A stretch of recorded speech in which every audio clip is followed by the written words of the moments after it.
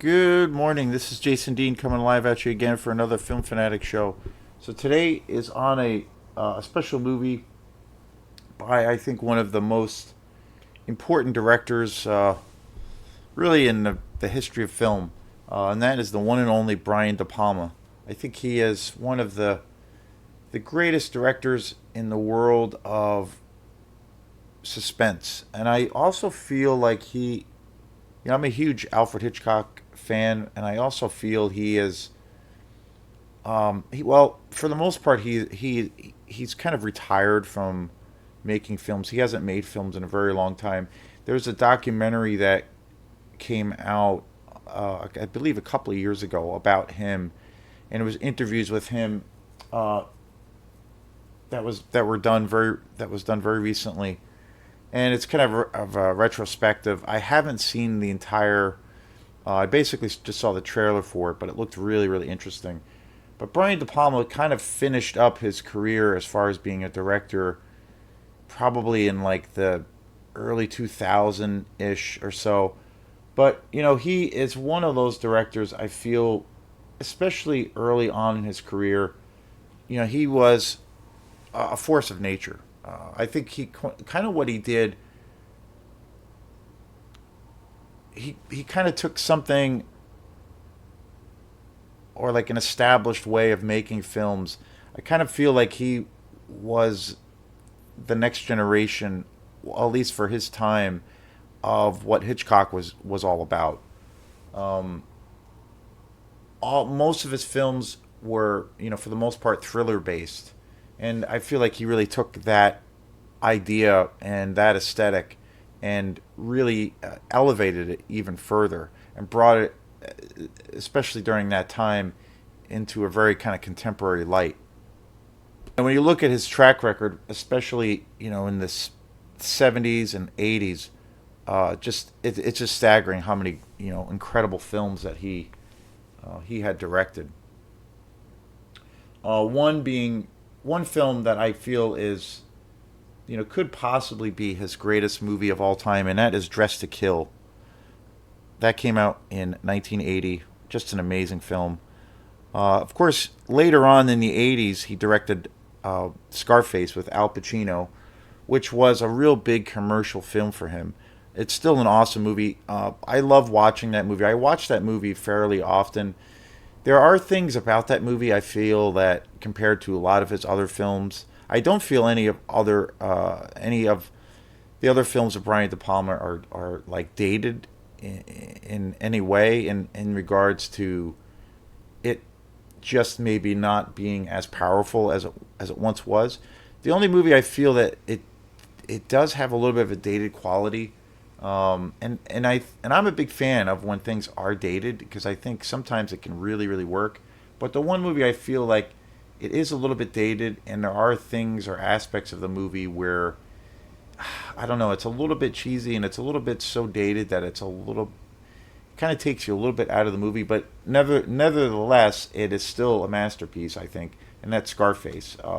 That's really the only movie I can think of that has a little bit of that, and then of course he did the fabulous adaptation from Stephen King, Carrie, in 1976.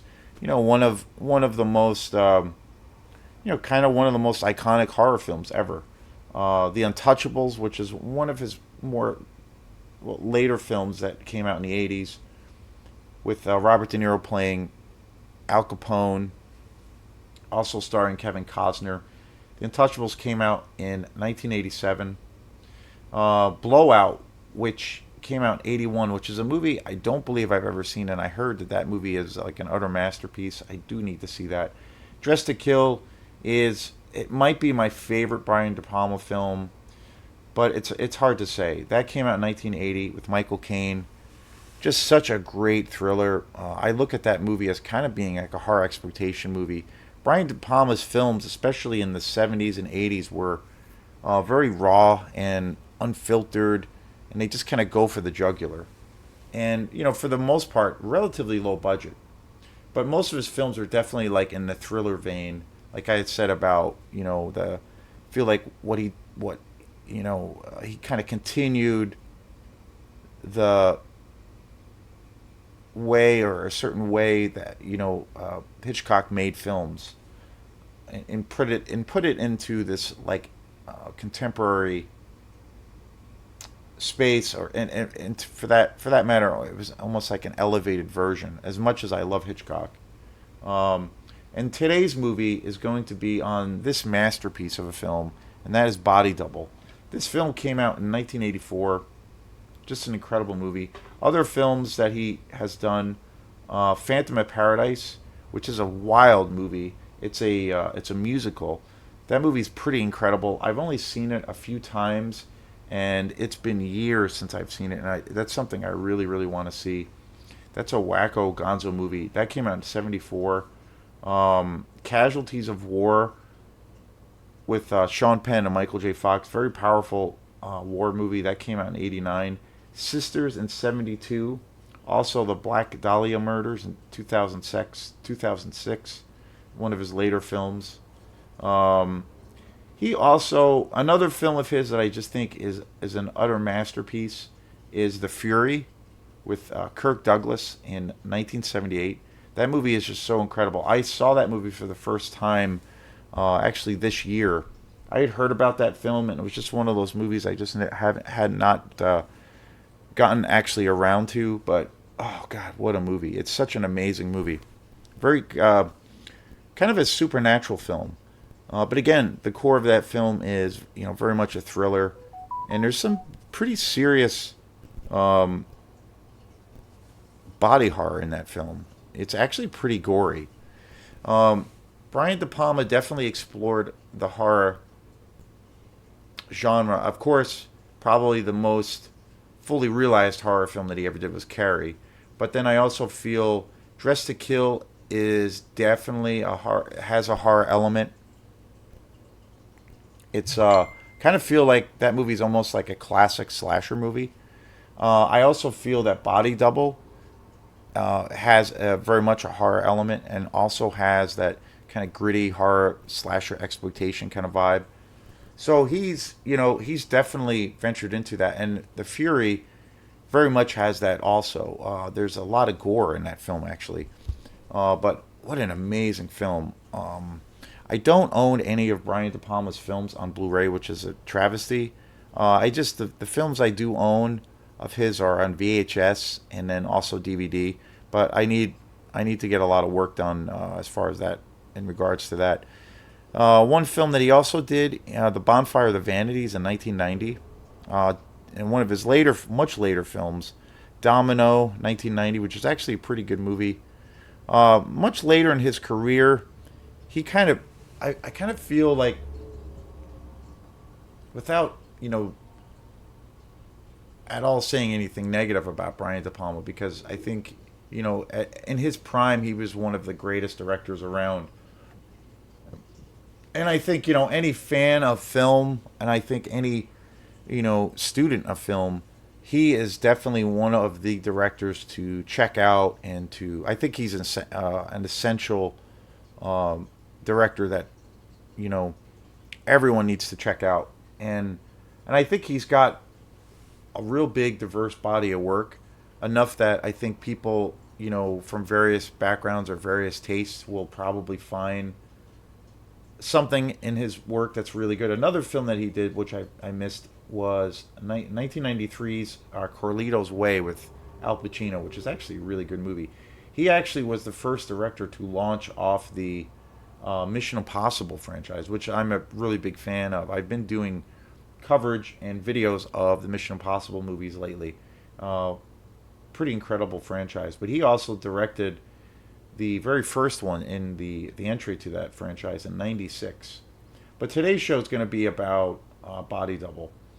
Again, hard to say, but my two favorite films of his, and there's a couple I have not seen, but my two favorite films of his is definitely Dress to Kill and Body Double. It's a close race as far as which one I like better. Um, I have seen Dress to Kill more, but again, just an incredible movie. Body Double uh, came out in 1984, and I feel like this movie has all kinds of great elements. It's It's very sleazy. It's very mysterious. Very dark film. I feel like it has a slasher quality to it. It's definitely a thriller, a psychosexual thriller. Melanie Griffith, Craig Wasson, Deborah Shelton, Greg Henry, um, just an amazing cast. Um, Basically, the premise of the story is after losing an acting role and his girlfriend Jake, played by Greg Watson, finally catches a break. He gets offered a, a gig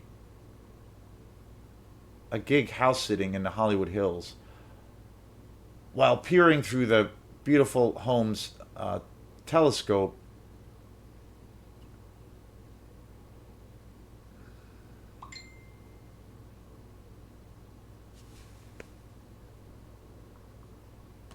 he spies on a gorgeous blonde played by Deborah Shelton dancing in her window. But when he witnesses the girl's murder, it leads Sully through the netherworld of the adult entertainment industry on a search for answers with porn actress Holly Body, played by Melanie Griffith, as his guide. And this movie is a very dark, it's definitely a thriller, and it definitely is a kind of a low down and nasty film. Kind of deals with psychosexual themes. Like I feel Dress to Kill very much has that element.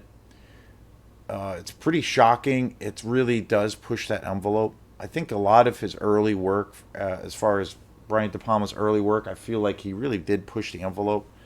But this movie is such a damn classic. I bought this DVD copy. I think it was last year. Yeah, of Body Double. I bought this copy of it about a year ago, I would say, or last year, and I got it at Goodwill in Rockland, and it's such an amazing movie. I need to get this upgraded. It's such a visually it is such a stunning movie. There aren't any special features on this. I think there's some commentary tracks. I don't really sit through a lot of commentary tracks. I'm a big fan of special features, but occasionally I do, and there is some really great information on a lot of commentary tracks. But generally, I'm a big fan of the good documentaries about a particular film. But again, this is I feel if you're a fan of film in general, but especially if you're a fan of thrillers that have horror elements, movies that kind of push the envelope, this is an essential viewing, an essential watch. I think when you think of Brian De Palma's work, with Carrie, Body Double, Dress to Kill, The Fury, those movies are just The Untouchables, and many more too. But I feel like just that group alone, like those movies are just so well done, so well crafted. You see a director in his prime.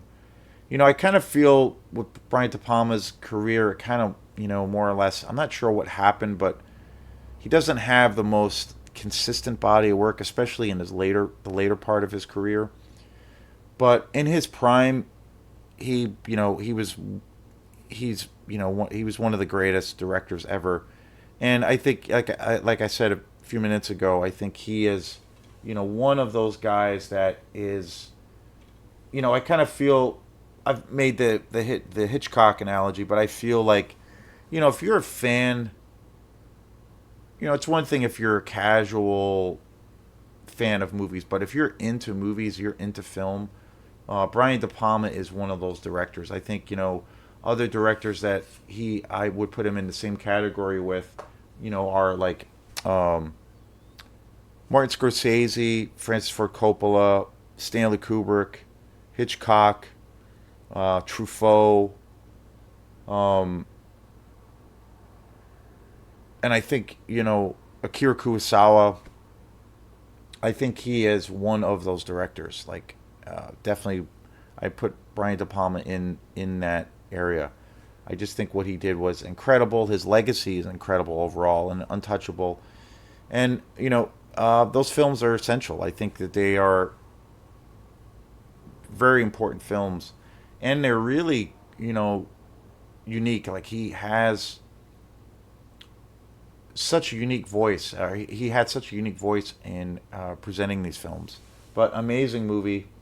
Can't say enough good things about it. So thanks again, and we will see you next time. Peace.